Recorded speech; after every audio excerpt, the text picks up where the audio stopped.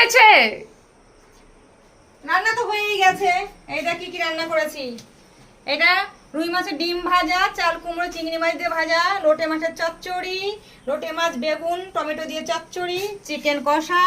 আর দেখ তো দাদার কাণ্ড দেখ, এত রান্নার পরেও আবার বিরিয়ানি নিয়ে এসেছে, তার সঙ্গে আবার এই দেখ চিকেন চাপ নিয়ে এসেছে। আজকে এত খাবার একসঙ্গে খাওয়া যায় তুই বল? খাও খাও। কি করছো কি মা? খেতে দেবে কখন?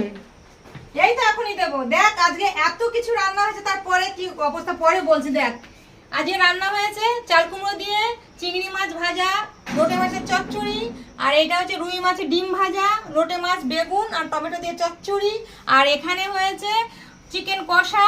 আর এত রান্নার পরেও তোর দাদা কি করছে দেখবি? দেখ তোর দাদা কাণ্ডটা দেখ। এই দেখ, এই দেখ আজকে রবিবার বলে এই দেখ বিরিয়ানি নিয়ে এসেছে এক বাটি, আর এই দেখ চিকেন চাপ নিয়ে এসেছে। এত খাওয়া যায় বল আজকে?